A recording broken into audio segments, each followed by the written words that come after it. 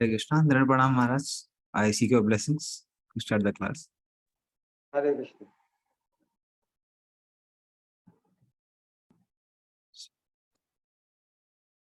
Can we start? Just a minute, Praji. I suppose not all devotees have joined because 5 to 6 we had our exam. So I'll just post a reminder in the group.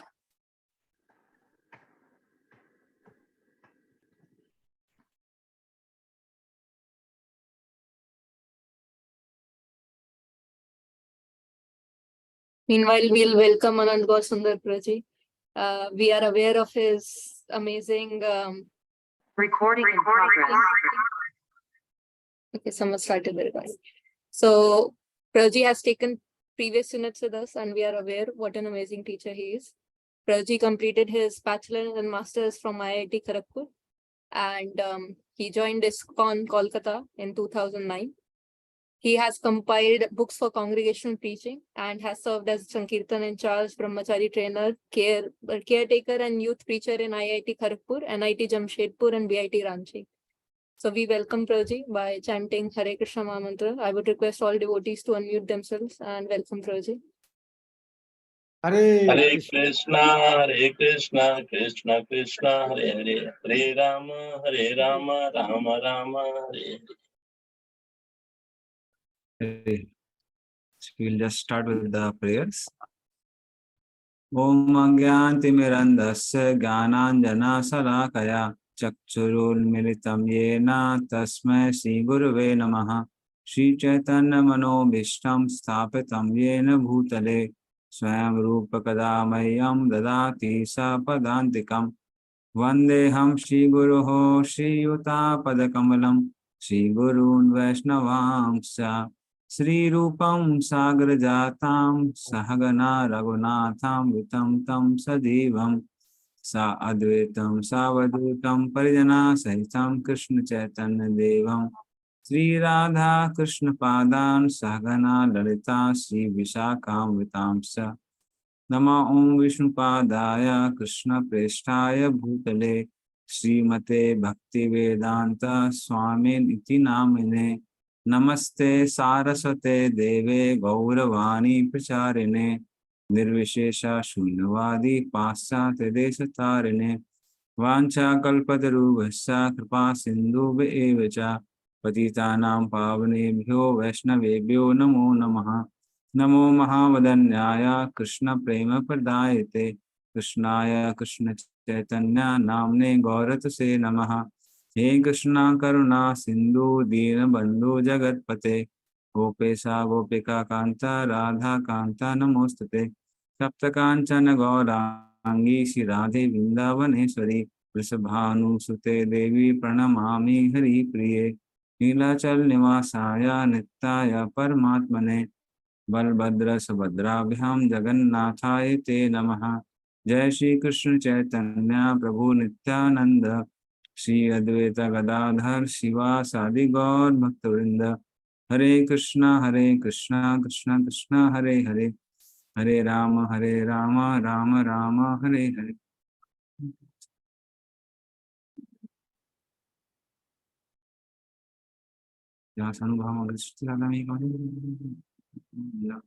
संसारी नाम करो नया पुराण गुहिया तो व्यास गुरु मुनि नाम Hare Krishna. So we'll begin with chapter number 9. This is Brahma's prayers for creative energy. So after the primary creation is finished, then to fulfill the desires of the living entities who want to enjoy this world, the lotus sprouts from the navel of Garbhodaksha Vishnu, and then Lord Brahma appears on top of that. And then while trying to search for the origin, he moves up and down the stem of the lotus with a desire to know his origin. Because being very intelligent person, he knew that the quality of lotus is that the seed of lotus remains at the bottom unlike other plants, even when the whole lotus grows. So then he was trying to go inside and find his origin, but then he finally failed. And then he heard the words tapaha. He started offering penances. And then Brahmaji, he offers the prayers. So the prayers are explained in this particular verses of this chapter. So first 25 verses, they talk about Brahma's prayers for creative impetus. The first 5 prayers describe the Lord's form, that how Lord's form is supreme. Verse number 6 to 10, they discuss about the predicament of the conditioned souls, how they are bound in this world. Verses number 11 to 13 discusses about Lord's reciprocation with various devotees. Verses number 14 to 21, there is a discussion about offering obeisances to the Supreme Lord, His holy name, this whole world, which is cosmic tree, the time factor, and various transcendental forms of the Lord. And then he offers some prayers and requests. He had some requests, which are discussed in verses number 20 to 25. Okay. So these are the prayers. And further supplications are there in the 25 to 43 onwards. So we'll go through translation by translation, and wherever important verses are there, purports are there, we'll discuss the purports also. So maybe one devotee can read one translation. Yes, Mataji. Translation. Lord Brahma said, "O my Lord, today, after many years of penance, I have come to know about you. Oh, how unfortunate the embodied living entities are that they are unable to know your personality. My Lord, you are the only knowable object because there is nothing supreme beyond you. If there is anything supposedly superior to you, it is not the absolute. You exist as the supreme by exhibiting the creative energy of matter." Should I continue? So, Doctor? okay, you can read one more verse, then we'll discuss both of them.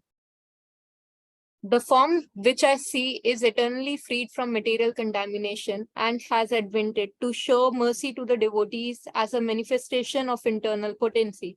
This incarnation is the origin of many other incarnations, and I am born from the lotus flower grown from your navel home.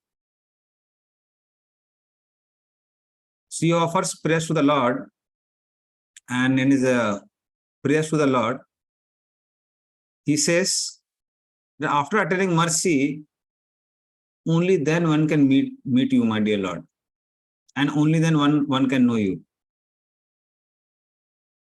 So after meditating on you for a very long time, I am able to know you. So I was thinking that I will meditate on the form that I have understood in the previous meditations, but I had never meditated on the form which is as beautiful like your form. And that is why whatever knowledge I had previously about what forms to meditate on, whatever meditation has to be there, they all are useless. And this is one of the reasons Lord's beauty cannot be compared to anything in this world. In one of the purports of third canto itself, Prabhupada quotes Vishwanath Chakravarti Thakur, who says that Lord cannot be compared to anything of this world. Of course, in this purport itself, Vishwanath Chakravarti Thakur writes, and Prabhupada also quotes, that Lord's beauty cannot be compared to anything of this world, like blue lotus, fresh cloud. We generally say that Lord is Kamal Nayan or Kamal Lochan. But in this world, there's nothing as beautiful as the Lord. And that is one of the reasons when Vrindavan Das Thakur describes the beauty of Lord Chaitanya, Lord Chaitanya as Nimai Pandit being surrounded by different students. So he starts thinking of different comparisons. So he starts thinking, is he like a moon surrounded by stars? So then he thinks, no, no, no, no. We cannot compare Lord Chaitanya to a moon because moon has so many dark marks. Lord has no dark marks. Then can he be compared to Indra surrounded by demigods? We can't compare him like that because Indra has so many eyes all over the body, he doesn't look as beautiful as Lord Chaitanya. And then he starts thinking, maybe he can be compared as Krishna surrounded by different gopas in Bhandirvan taking prasad. And he says, yes, that is the appropriate way of describing the beauty of the Lord. So that is how Lord's beauty can be compared to his own beauty. It cannot be compared to anyone else. And that is why Brahmaji was having difficulty in meditating, because generally we meditate on something based on our previous experiences. But Lord is so beautiful that he cannot be compared to any beauty of this world. And that is why he says that your mercy, greatness of your mercy cannot be expressed in words.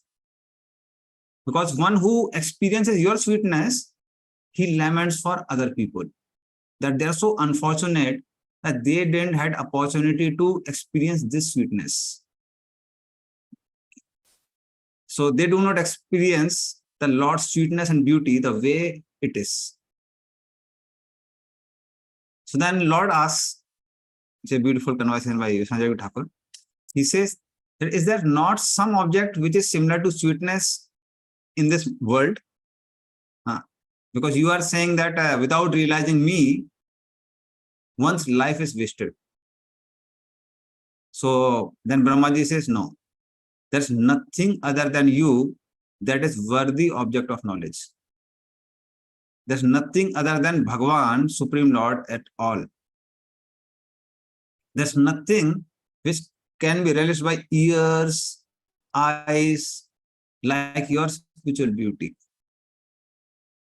But then he says, Lord says, but happiness of Swarga also gives pleasure to the senses. So then Vishwanath Chakravarti Thakur says, no. Or sorry, Brahmaji says, no. That happiness is not pure. Why? Because it is temporary. It is not like your eternal beauty. So for example, we may say a person is beautiful in this world, but that beauty doesn't remain forever. And that is why that beauty cannot be called absolute. Whereas, my dear Lord, your beauty is pure. And as far as places like Swarga are concerned, they're contaminated with a desire to enjoy.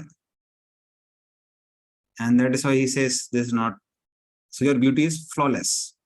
And that is why he laments for people who are not relishing the beauty of the Lord. So then the Lord says, but this form that you have described is current, something which you are seeing today.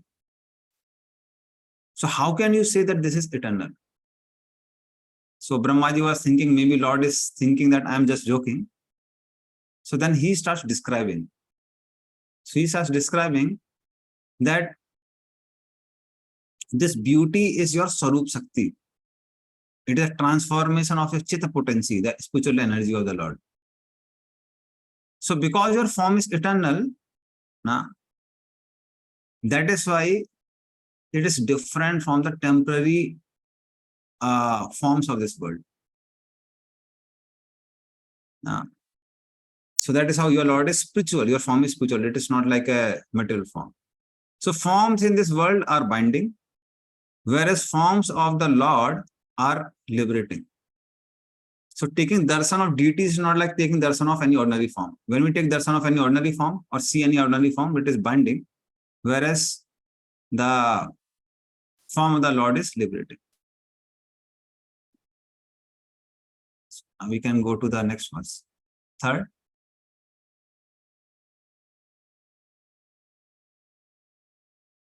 O my Lord, I do not see a form superior to your present form of eternal bliss and knowledge. In your impersonal Brahman effulgence in the spiritual sky, there is no occasional change and no deterioration of internal potency. I surrender unto you, because whereas I am proud of my material body and senses, your lordship is the cause of the cosmic manifestation, and yet you are untouched by matter. So now he starts describing the Lord's form in more detail. So he starts telling that, my dear Lord, so of course, Lord starts saying that, but some people say that the original form is Brahman without qualities, not the Lord who has a form and who has qualities. So then what he says, I do not see this form as different from your form of Brahman, which is without qualities. Because ultimately Brahman is also part of personality of the Lord. So this form includes Brahman. Brahman doesn't include the form, but your form automatically includes the Brahman. So that is why your effulgence or your form is not restricted by time or space. So the forms of this world are restricted by time and space. But my dear Lord, your form is not restricted by either time or by space. Rather, your effulgence is all-pervading. Like, for example, Krishna also speaks, Prabhupada quotes at many places, right, at many places, that the Brahman effulgence coming from the Lord is composed of living entities. So we may be having some effulgence, which is material, whereas the effulgence of the Lord is spiritual. It is composed of living entities. So that is how that Brahman, which lights up the whole world, is also spiritual. And that is Lord's condensed light.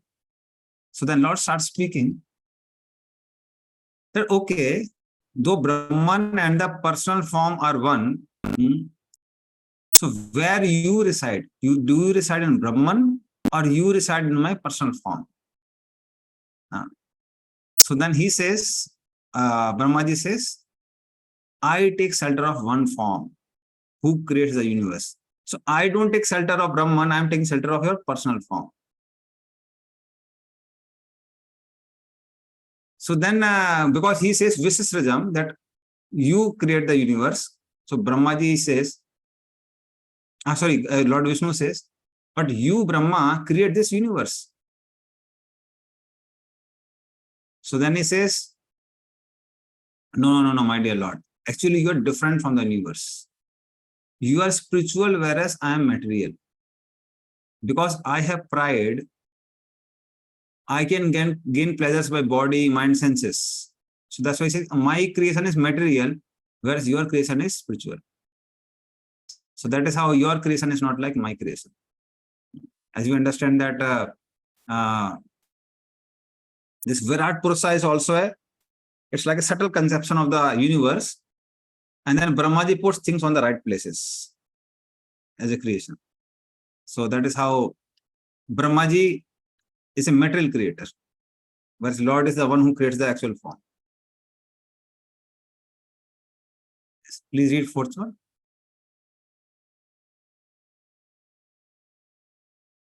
This present form, or any transcendental form expanded by the Supreme Personality of Godhead, Shri Krishna, is equally auspicious for all the universes. Since you have manifested this eternal personal form upon whom your devotees meditate, I therefore offer my respectful obeisances unto you. Those who are destined to be dispatched to the path of hell neglect your personal form because of speculating on material topics. Yeah. So this is like a strong criticism by Brahmaji, even for impersonalists.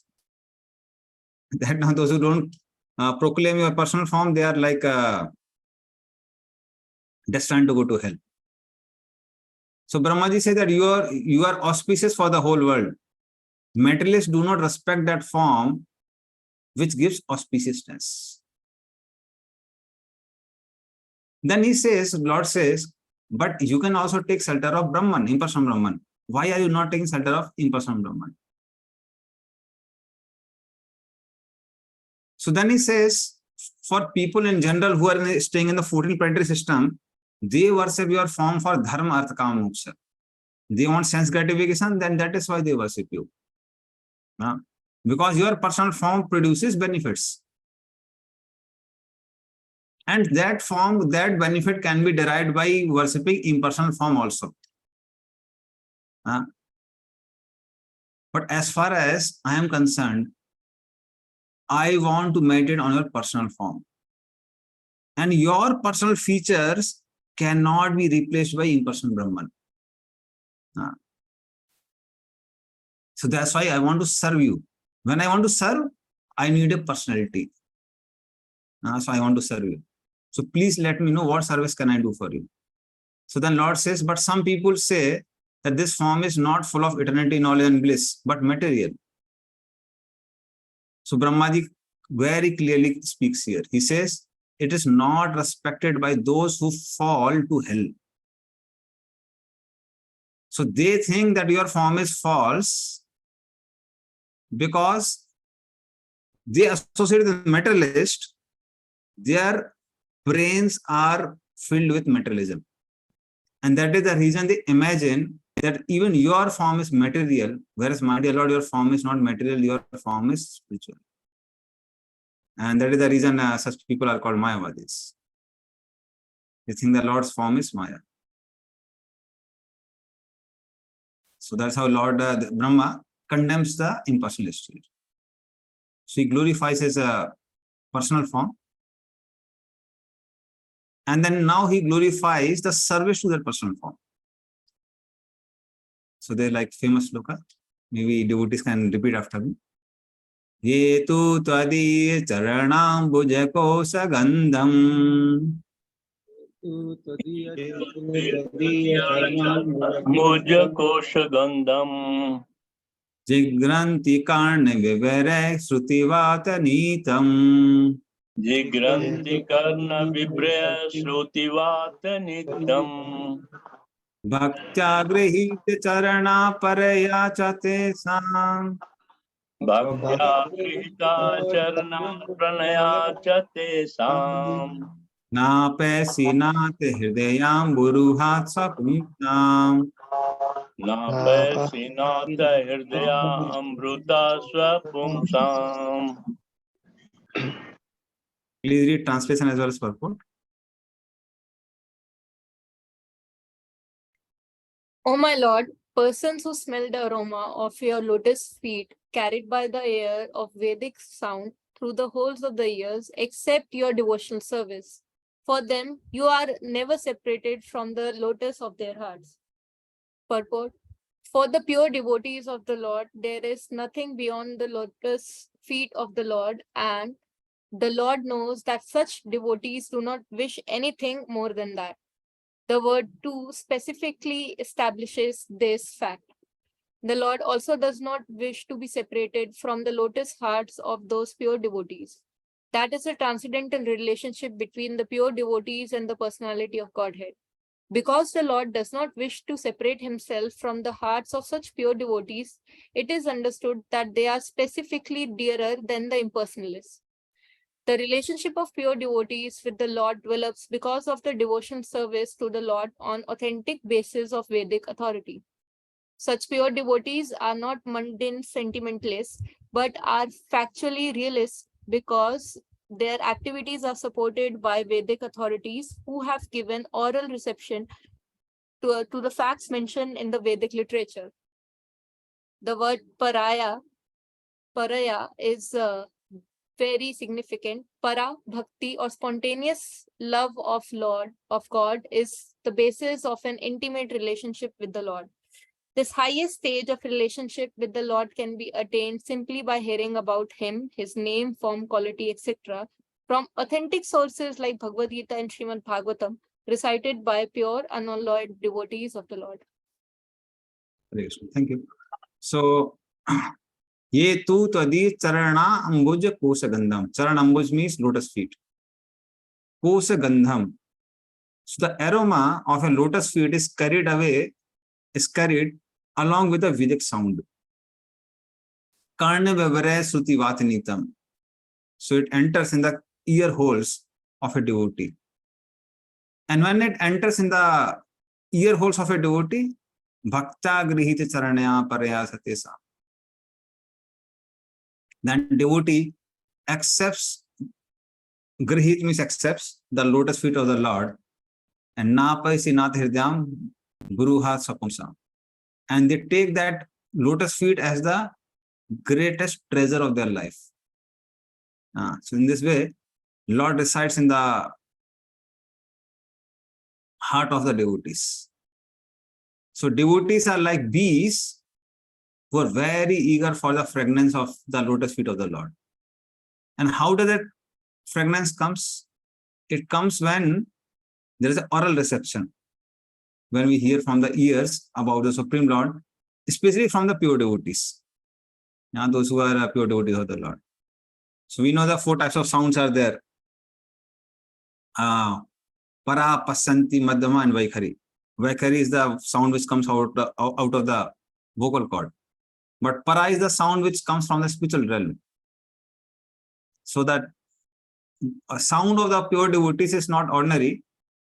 It carries the dust of the lotus feet within it. And when that enters in the ears, so for conditioned soul, it purifies the heart. And later on, that same sound becomes so realizable that devotees want to remain with that sound vibration for their whole life or permanently, eternally.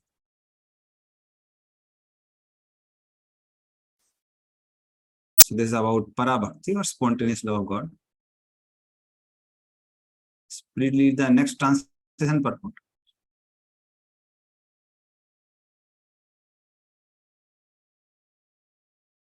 O my Lord, the people of the world are embarrassed by all material anxieties.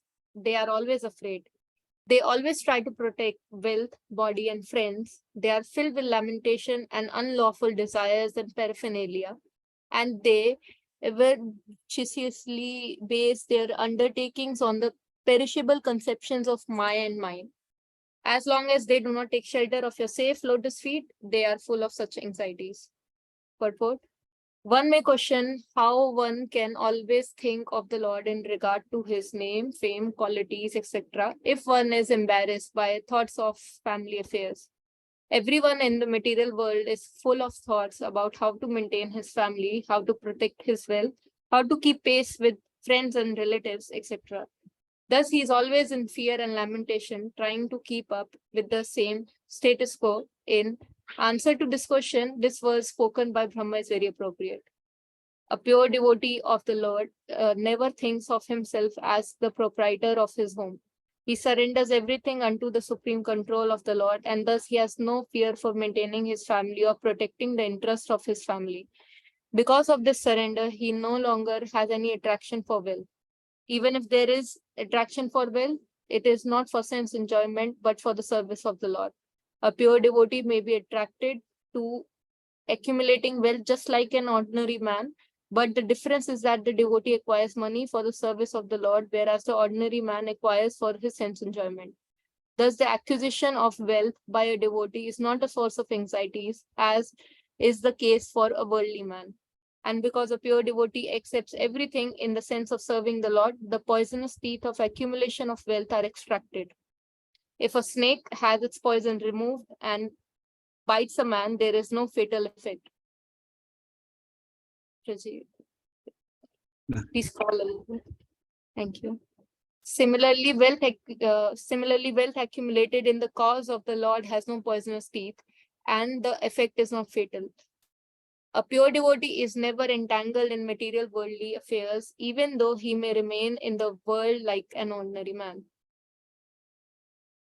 Thank you. So this in this verse, Prabhupada talks about the status of a pure devotee, and how a pure devotee may be looking like an ordinary person. Now, although outside people also, they work for family, they accumulate wealth, they try to maintain their status quo, but they are always very fearful and they are filled with lamentation.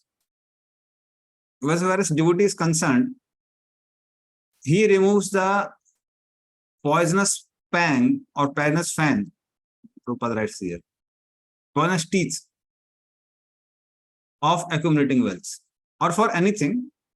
Prabhupada uses this analogy of removal of poisonous teeth of a serpent at many places. So what is this poisonous teeth compared to? Desire. Desire. Desire. But desire for what? Desire for what? Sense enjoyment. Sense enjoyment. Thank you. So this desire for sense enjoyment is there. That is the actual poisonous teeth. So as soon as there is no desire to enjoy sense gratification, then whether it is accumulation of wealth, maintenance of the family or anything, it cannot harm a person. It cannot harm a person. And that is why Prabhupada writes about the mentality of a pure devotee, that he doesn't think that I am proprietor of my home. He understands that Krishna is the proprietor of the home. And that is why he is not fearful about maintaining his family, because he knows ultimately Krishna is the maintainer of the family. Ananya Sintanto Mam Yajana Paripasate, Tesam Nitta Yuktanam Yogshim Vahamya.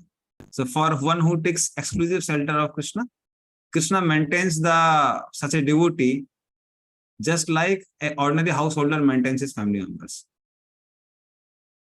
And then such a person, he is not entangled. So that is the main thing. So detachment means detachment from sense gratification. If someone can read, someone else can read this translation purport. Next translation purport. Hare Krishna. Yes, Prabhuji. Yes. So, oh my Lord, persons who are bereft of all auspicious performance of chanting and hearing about your transcendental activities, and certainly unfortunate, and are also bereft of good sense, they engage in inauspicious activities, enjoying sense gratification for a very little while. Purport. The next question is why people are against such auspicious activities as chanting and hearing the glories and pastime of the Lord, which can bring total freedom from the cares and anxiety of material existence. The only answer to this question is that they are unfortunate because of supernatural control due to their offensive activities performed simply for the sake of sense gratification. The Lord's pure devotees, however, take compassion upon such unfortunate persons and in a missionary spirit try to persuade them into the line of devotional service. Only by the grace of pure devotees can such unfortunate man be elevated to the positions of transcendental service. Thank you. Hare Krishna. Thank you. So basically Prabhupada is quoting this verse which he is writing in a purport. That is a usual way Prabhupada writes the purports. This verse, Soham nirnam chull sukhave dukkham mahad gatanam viramayatasya pravartaye bhagavatam puranam yad aho sakshat bhagavan sibhya. So this, what he says in this particular verse, Soham nirnam chull sukhaye dukkham mahad. So for chulla sukh, for little bit pleasure of this world, one takes a lot of dukh, lot of displeasures in this world. So often Prabhupada quotes the example of let us say if somebody wants to make a big building or skyscraper. So for that, one needs money. So one works hard to earn money. Then one constructs the whole building. After constructing the whole building, practically speaking, nighttime when one sleeps, it doesn't matter where one sleeps. And daytime, whole day, person works so hard. So number of hours which person spends in that skyscraper may be very little. But to maintain such a skyscraper, one has to work so hard from day to night. So for chulla sukh, for small pleasure, in this world, person has to work very, very hard. But despite that, people don't take up to glories of hearing about the glories of Krishna or hearing about the pastimes of the Krishna. So why is it so? Because people have taken a vow to become Krishna Vimukh, turn away from Krishna. But only by the grace of the pure devotees, when they give an opportunity to a person to relish some transcendental pleasure. Then one understands, okay, there can be something better than sense gratification also. Because in general, people's conception is that we have to go to God for getting some sense objects. Those sense objects will give us sense gratification, and that sense gratification will give us pleasure. But they don't know that by approaching Lord and serving Lord, there is a pleasure which is higher than the sense gratification itself. So that's a higher pleasure. And that is the reason one needs the association of exalted souls who are engaged in the devotion service of the Lord. And by seeing such people, one gets an idea that there is something beyond sense gratification also. There is a higher pleasure. And that is how one gets an opportunity to practice devotion service. So, anugrahaya charanti nunam bhutani bhavyani janardanasya. So, out of compassion for the living entities, such great souls travel all over the world to distribute this devotion service of the Lord.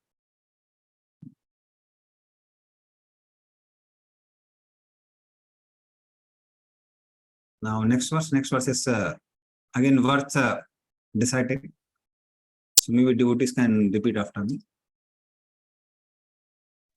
Chutrete dhatu bhirima muhurardhamanaha imamur ardhamana Sitoshnavata varser itaretaracha Sitosanavata varsha itanacharacha Kamagnina chutarusa chas suburdharena Kamagnica yuchuta rusha sudra Sampasyato man uru kramasidate me. Sampasyato mana uruka krama siddhate me. Please read a translation and purport.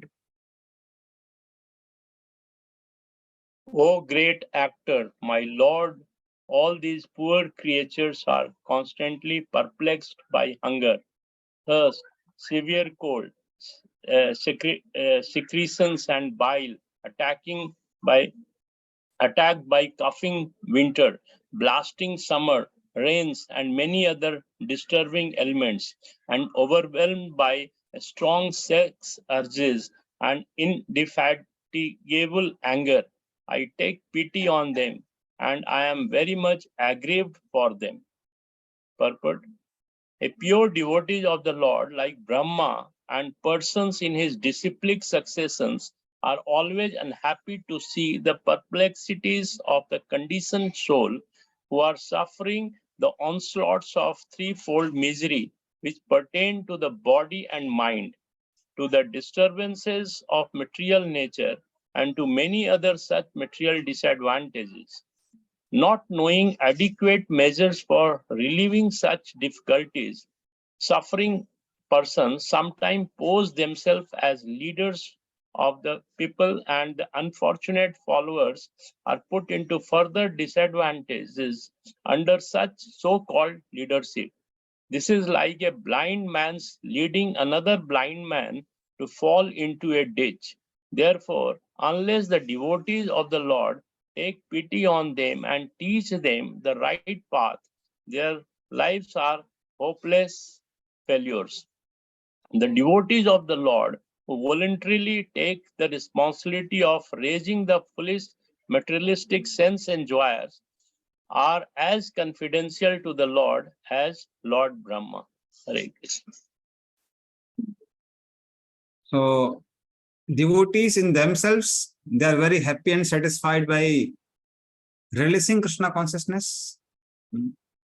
But when they see the sufferings of other people, soche tatho vimukachetas indriyartham maya sukhaya brahmoduhto vibhudan.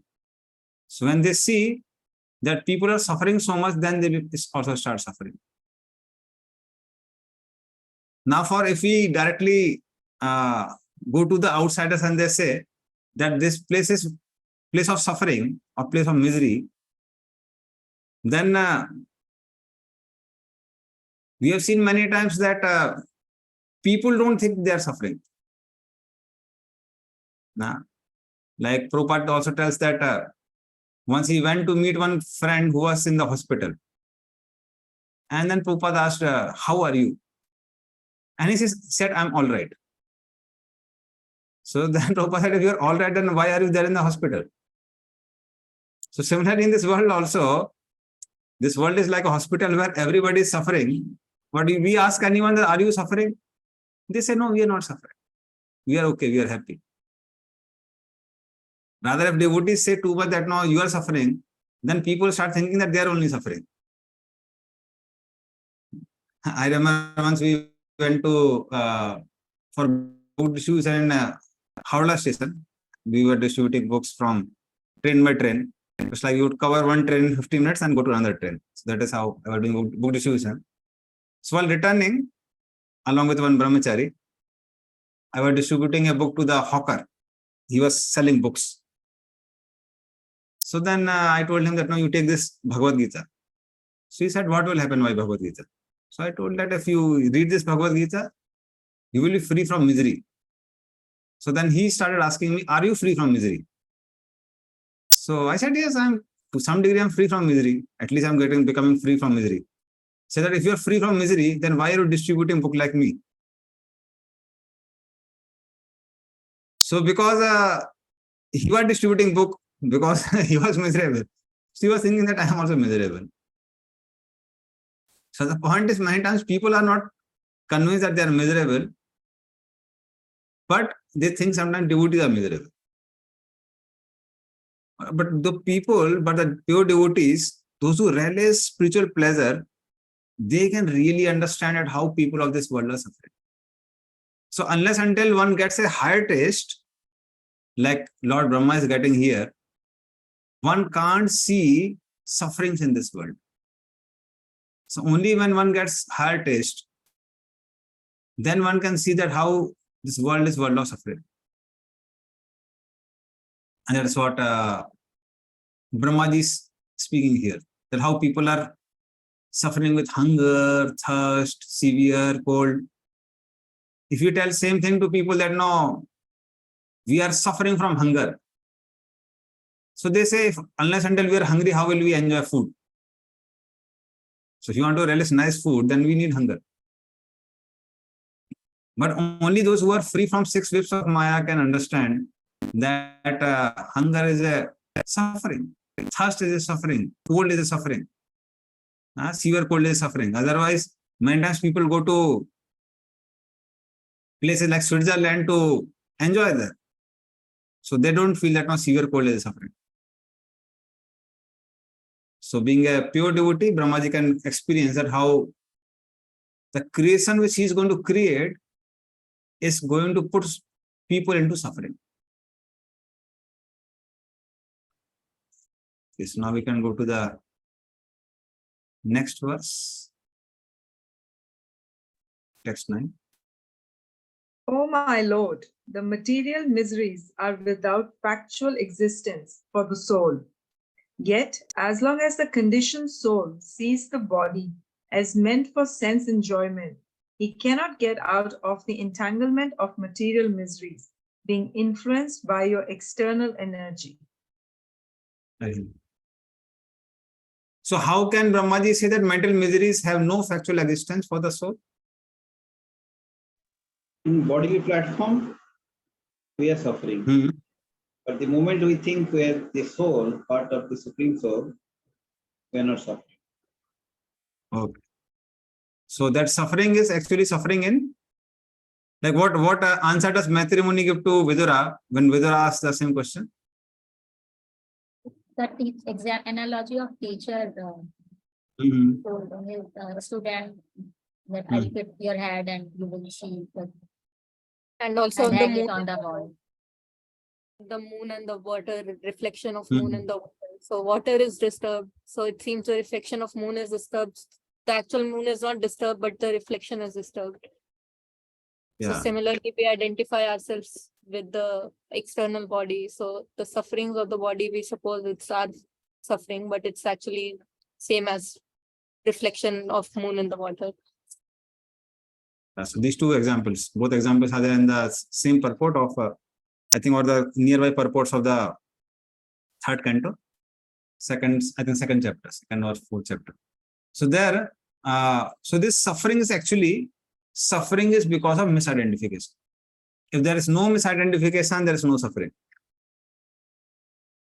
And many a times, our devotees don't apply this philosophy. Sometimes outsiders also apply this philosophy. So I remember one devotee, she was a Mataji who was doing a lot of children preaching and very good preacher. And then she was saying that, no, Prabhu, I'm suffering like anything because of some relationship problems were there. So then she said that I preach so much, I don't get relief from miseries, but whenever I hear Brahma Kumaris, I become very much free from miseries. So then I asked her, hearing Brahma Kumaris, you become free from miseries. What do they speak that frees you from sufferings? So then she was saying, they say, ना आप पुण्य आत्मा हैं, आप प्रेममयी आत्मा हैं, आपका इस दुनिया से कुछ लेना देना नहीं है, और आप शांत आत्मा हैं, and that gives me a lot of pleasure. I said this Prabhupada speaks in each and every lecture, each and every class Prabhupada speaks about it. So even to a little degree, when this particular philosophy is followed, that we can withdraw our consciousness from the gross and the subtle bodies, that gives freedom from miseries, because all miseries are just because of misidentification.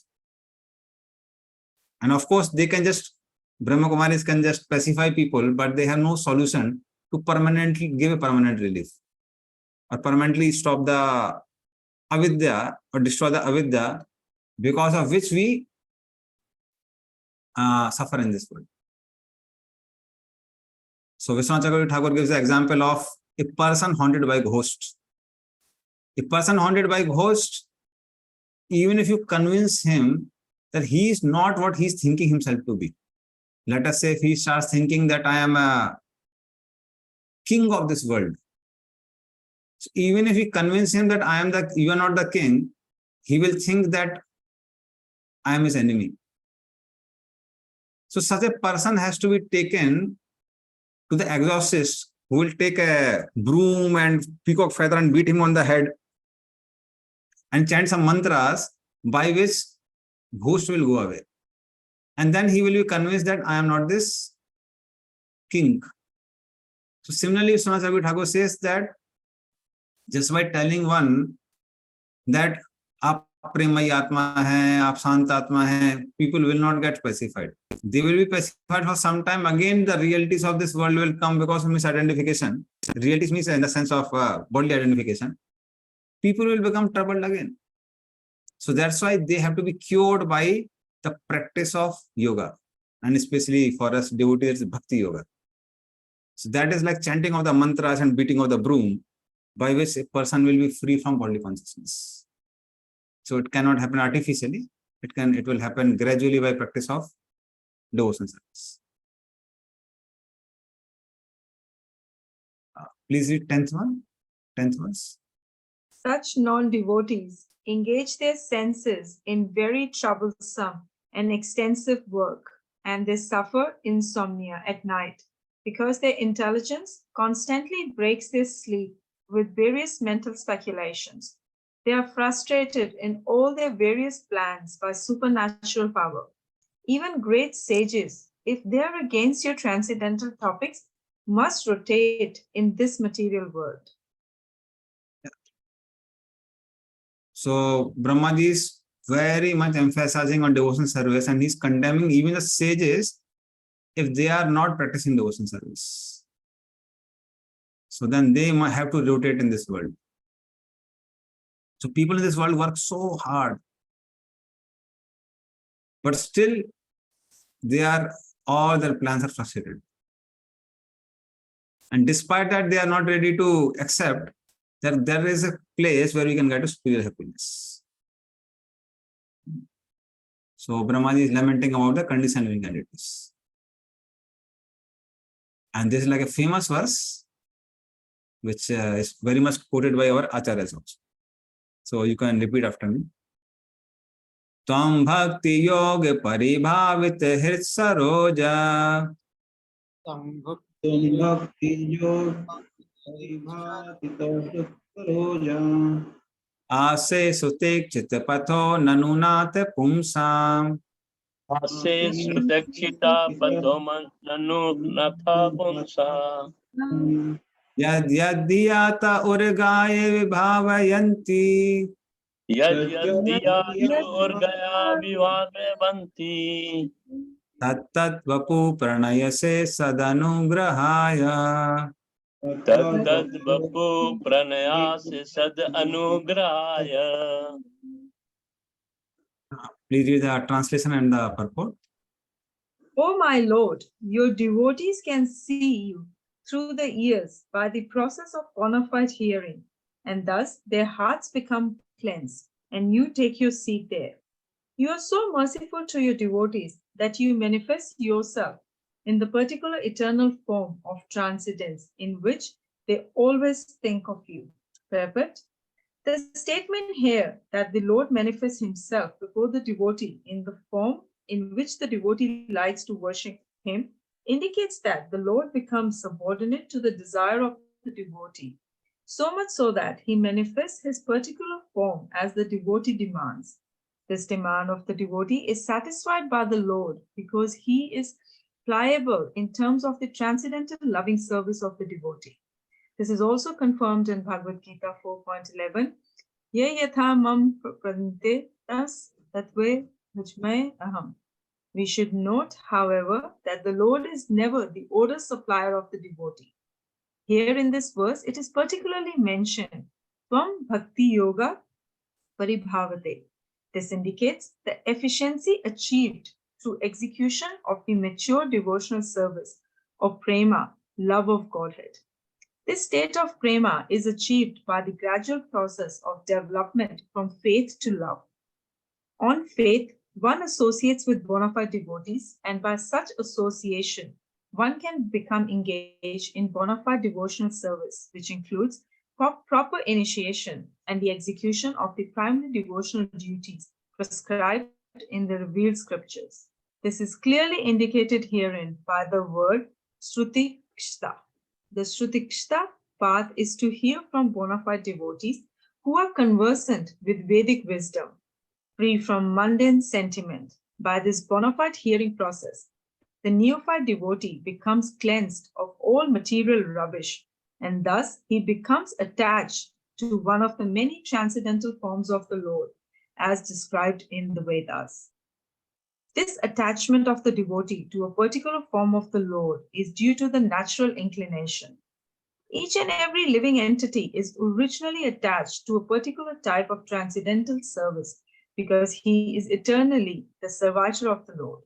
Lord Chaitanya says that the living entity is eternally a servitor of the Supreme Personality of Godhead Shri Krishna. Therefore, every living entity has a particular type of service relationship with the Lord eternally. This particular attachment is invoked by practice of regulated devotional service to the Lord, and thus the devotee becomes attached to the eternal form of the Lord, exactly like one who is already eternally attached. This attachment for a particular form of the Lord is called Swarup Siddhi.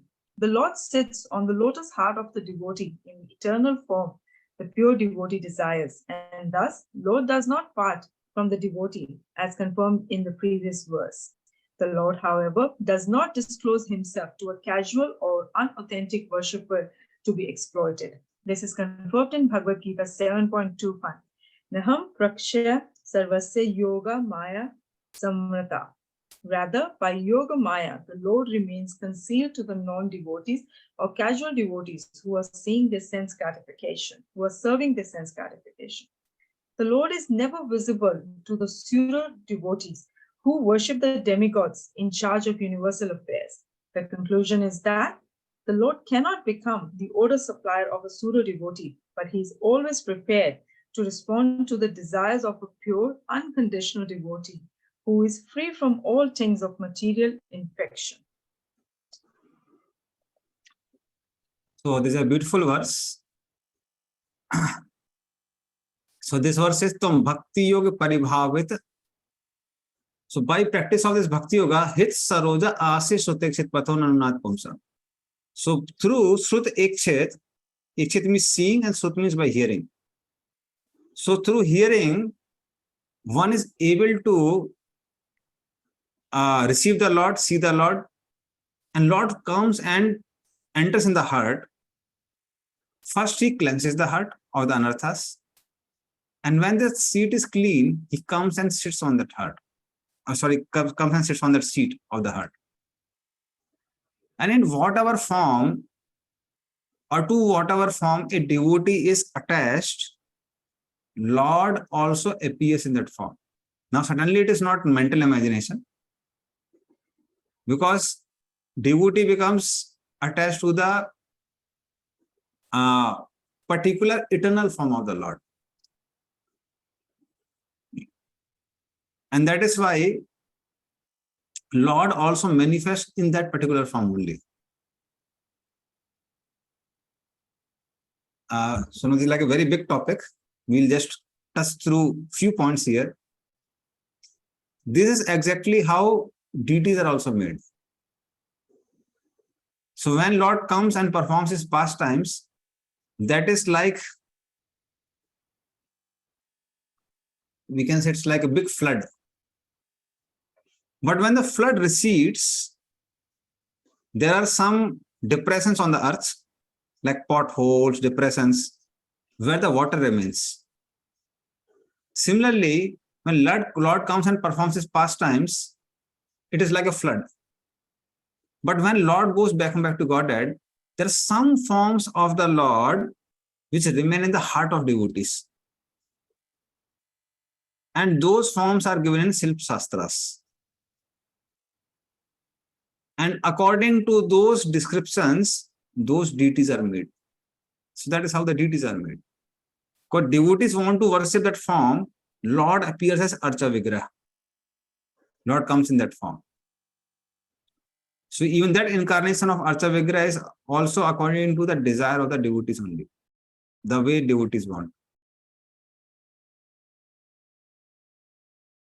So Lord appears in the form which devotees want, because devotees want to render the service to the Lord. So like Prabhupada writes here, what is that Swarup Siddhi? Swarup Siddhi means one has attachment to a form of the Lord and one wants to serve the Lord in a particular way. So one gets that eternal form and one worships that eternal form to facilitate that particular type of service. Because many people have this question that Krishna could have Ras Leela with the sages. Why he had Ras Leela with the gopis? So like I especially use, they ask such questions. Now, because when Krishna is dancing with the gopis, people can point out finger. But if Krishna is dancing with the sages, nobody would have any problem.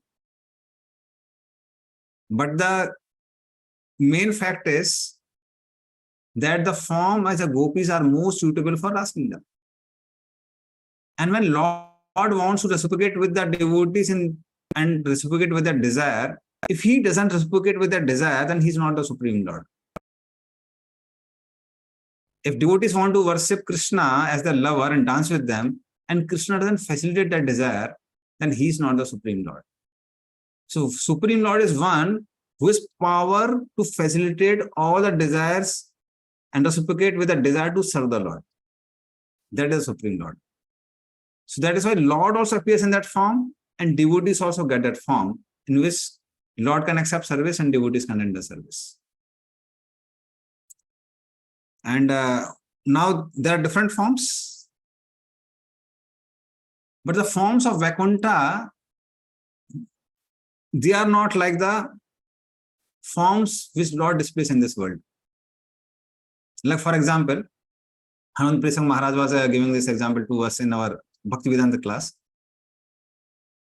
So he was giving an example of a English warrior. So a warrior from Britain, he comes to India, he comes to Sundarban, he kills a lion there. And after killing that lion, then he poses a photo with that lion, with a gun in his hand and putting his head like this. And he takes a photograph. And when he goes back to Britain, he shows the photograph to his wife. Just see, I killed this lion. So similarly, Lord Narsinghdev comes here, tears apart this Hiranyakasipu, and then he takes his photograph and he goes to Vaikuntha and shows to Lakshmi. Just see, you are saying na, that my hands are so soft, but I have killed this Hiranyakasipu. So that's how these forms of Narsingdev, Matsavatar, all these are the forms in this material world, whereas Lord stays in Chaturbhuj Roop in spiritual world. So he was giving this example. Because Chaturbhuj Roop, it's like very favorable for accepting service. So whatever is required for the service of the devotees, in whatever form devotees want to serve Krishna, Krishna fulfills that desire. So that is how devotees get a form and Lord appears in the form in order to facilitate devotion service. So only thing that is required is to have that desire to serve. We get material body to fulfill the desire for sense gratification. We get a spiritual body to fulfill the desire for service. So it all depends on desire, whatever desire we have. That's it. So we'll continue because it's only for 1 hour this class. So we'll start from continue with text number 12 in the next class. Okay, so a lot of questions are there. Can we begin with the questions in the next class? Because I think it will be a discussion. And also I have just now I have another Bhakti Vaibhav class at 7 o'clock. So devotees are waiting there. So we'll begin with the questions in the next class. So we request devotees can just note down the questions and we'll have a nice discussion in the next class. Okay, so we can end here. Gandhara Srimad Bhagavatam ki, Shilpopad ki, Vancha Kalpadru Vesa, Kripa Sindhu Vesa, Patitan.